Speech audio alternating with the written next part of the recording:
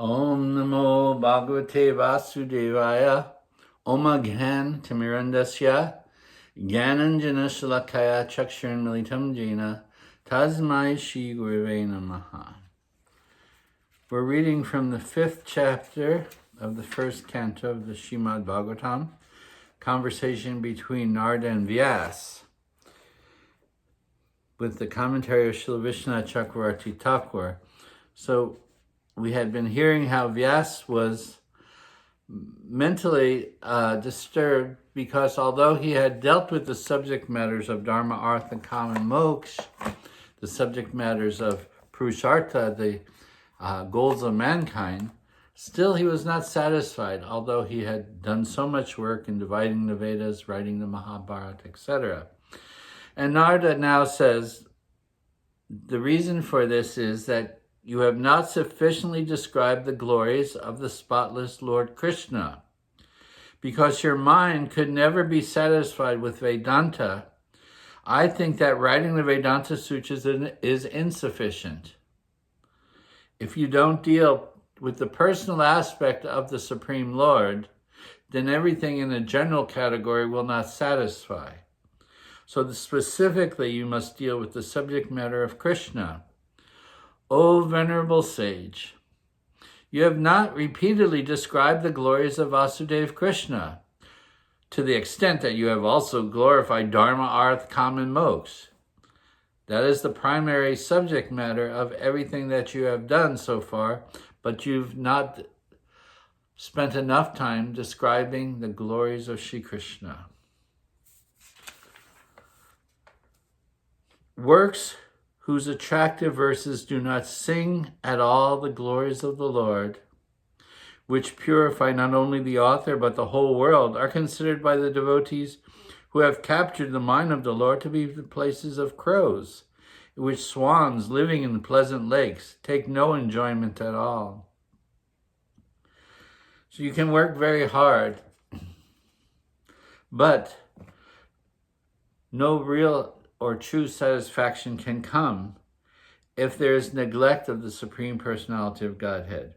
And so here it says, all your works described in attractive verses, singing the glories of Dharma, Artha, and Kama, and Moksha, will not satisfy unless you sing the glories of the Personality of Godhead. Commentary by Srila Visvanatha Cakravarti Thakur, even poetic works should be condemned if they are devoid of glorification of Vyasadev Krishna. A work whose verses do not proclaim the glories of the Lord, which can purify even the whole world, composed of both speaker and listener, what to speak of the author, is actually then like a dead body. There is no heart to it. In other words, if there is no glorification of the Supreme Personality of Godhead, you can have a body, but if you have no heart beating, then what is that body? It's a dead body. So similarly, everything within this world, even the glorification of the Vedic principles of Dharma, Artha, and Kama, Moksha, are not as sufficient. There's no heartbeat there. There's no life. But that is the nature of Krishna. It brings life into our existence. Our heart begins to beat when we come in contact with Krishna, because Krishna is the life force.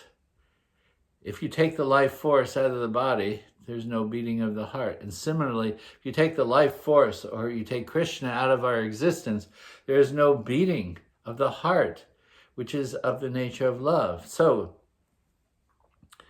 here, Narada Muni condemns all the efforts that he has so much applied himself to, Vyasadev applied himself to, but neglected to glorify that personality of Godhead. What kind of place is this? It is considered to be a place for crows, a place that is dirty, in other words, like vultures, go for the dead body. So the place of swans is considered the place of beauty. The heart that is filled with remembrance and the glorification of Krishna is a place which is full of beauty. Vrindavan, the heart becomes Vrindavan. Vrindavan is the place of supreme beauty. Krishna is the place of supreme beauty. And the heart becomes that same place when one fills it with Krishna. Otherwise, a place of crows. And Krishna says here, later on in the Bhagavatam 9.4.68, saints are my heart, and I am their hearts. The nature of love is twofold. One gives one's heart to someone, and they give their heart to you. That union of two hearts is what we call love. So Krishna says, saints are my heart, and I am their heart. The union of divine love takes place when you give yourself to Krishna. Sarvadharmam prityaja mam ekam sharanam braja. Give yourself to Krishna. Krishna gives himself to you. And so that combination of two hearts becomes a true oneness of existence. Saints are my heart, and I am their hearts. They do not know anyone but me, and I do not know anyone besides them. This is the statement of Krishna himself. So here, the glorification of devotion is being expressed. Manusha can mean those who destroy or respect for those words since they find no pleasure in them. Or Manasa can mean the mental sons of Brahma, such as the Kumaras. And the Kumaras proclaim Manasa Ushanti. That means pleasure. Their place where the swans exist. The heart becomes the breeding ground of great pleasure in that union with the Lord. It's not that we have to go somewhere or search for any happiness outside of ourselves. If our heart is merged in love with that supreme personality of Godhead, Sri Krishna, then those two hearts become one heart. And so this is the glorification that Narada says you have unfortunately neglected. And so therefore your heart is not satisfied. The next verse says, the use of words, though not perfectly composed, where there are the names of the Lord and the descriptions of his glories, which the devotees will hear and sing and again receive, destroys the sins of people. The most important thing is the glorification of the Lord. And even imperfectly composed, someone may not be a great poet, or a great writer, or a great speaker, but if he is using his words to glorify Krishna, then there is perfection in that. Those names that glorify the Lord and describe his glories, which then devotees hear and sing about, destroys the sins of all living beings. We're just hearing the name Krishna means he who destroys all sins. Coming in contact with Krishna. Destroying all sins means terminating the samsara. What keeps perpetuating birth and death within this material world, the samsara, is the continual forgetfulness of the Lord in actions, seeking out our own selfish pleasures. Whereas devotees know the art of pleasing Krishna. And so, just by that remembrance of Krishna, chanting his names, all sins are destroyed. In other words, the samsara comes to an end. Even that stage of Gyan, without the bondage of karma, is not glorious if it is devoid of bhakti to the Supreme Lord. Again, Narada is emphasizing, it is not just about knowledge. Knowledge can maybe free you from the bondage of karma, but it is not sufficient enough because it does not glorify the Supreme Lord. So therefore, what is the use of having one's ignorance destroyed by the practice of Gyan? In other words, He's referring to the paths of Karma Yoga and Jnana Yoga. They are incomplete without the aspect of bhakti. You can engage the body, you can engage the mind, but if the heart is absent, then what will one achieve?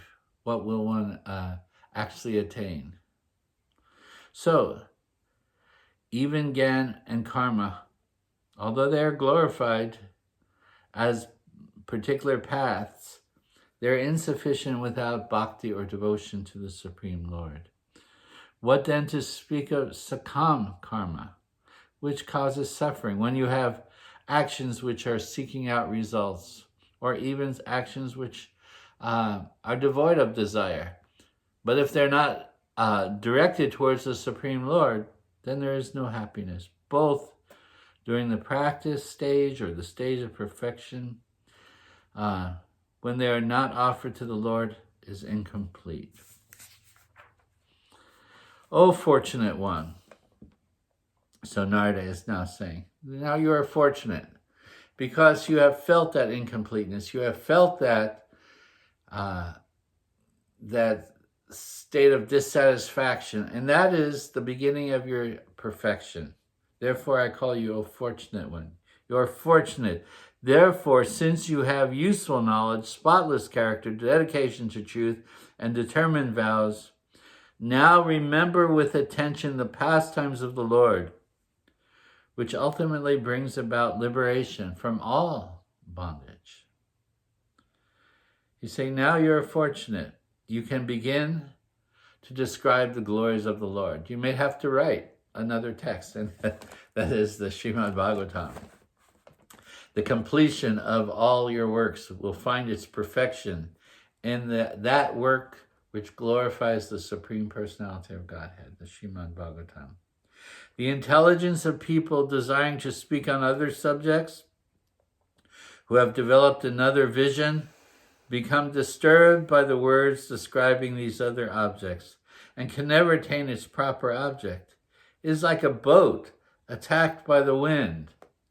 Sometimes it's described as a rudderless boat. Has no direction. People are washed in this direction and that direction by the waves of time and circumstances, whatever is going on in the world. Our mind goes this way, our mind goes that way.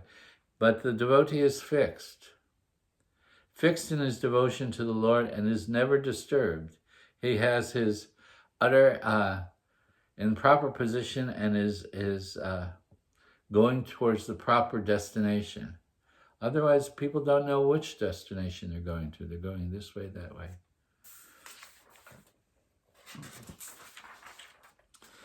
You have created a disturbance.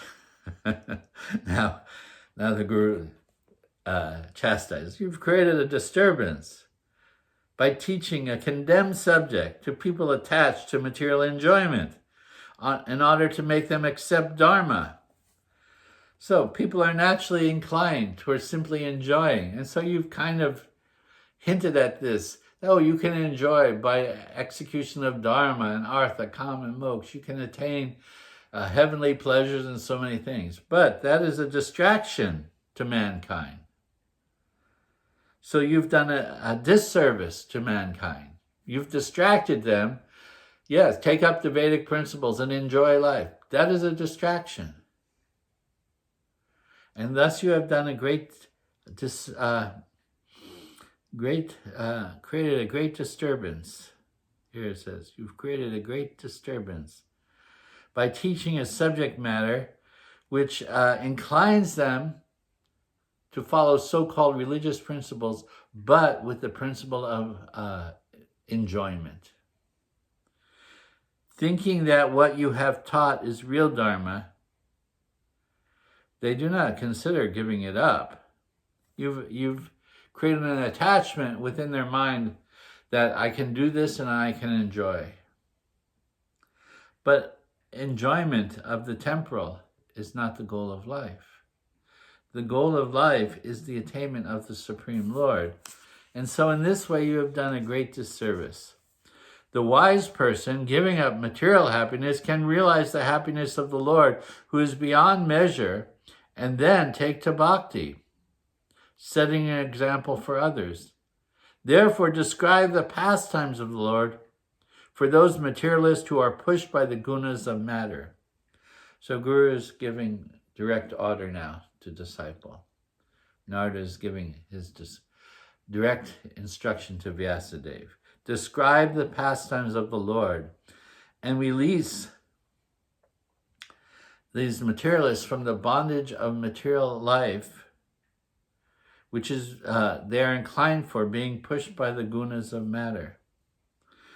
If a person, having given up his duties in the varnashram, begins to worship the Lord's lotus feet, what happens to deviate or not reach perfection? There is no misfortune for him at all in the future. But what does the person who follows all duties of varnashram, but does not attain the worship of the Lord, what does he gain? So you've inclined them to follow duties of dharma in accordance with varnashram system. But if they do not see the purpose of all of this is the worship of the Lord, then only misfortune comes to them. But if a person takes, even ignoring the principles of varnashram, and takes to direct bhakti, even if he does not attain perfection, there is no loss for him. But a person who engages perfectly in the principles of varna and ashram, but does not worship the Lord, ultimately there is no real gain.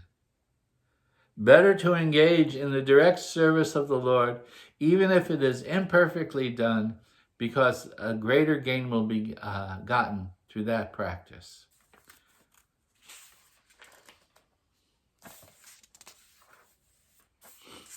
The wise man strives for that happiness which is not obtained by the jivas who are wandering within this material world from Brahmaloka downwards. Material happiness is attained in all cases without endeavor by the laws of karma, just as distress through the force of fast-moving time. Here Narada explains, everyone is enjoying or suffering according to the movements of karma. Pushes us along the current of time. Every living being has a certain current of fate according to their karmas, how much they enjoy, how much they suffer. Therefore, there's no need to encourage them to try to enjoy or try to dismiss their karmic suffering. Allow everyone to accept whatever their allotment is within life and focus their attention on the Supreme Personality of Godhead. That will be the means by which they will gain their ultimate perfection. How to gain perfection? Just devote yourself to the Lord. Engage in hearing Bhagavad, chanting Krishna's name, like this. Then all perfection will be had. But anything else, wandering through the cycle of birth and death, when will that come to an end? When we take to the practice of devotion. Oh, that person who serves Mukunda will never, under any condition, return to this material world.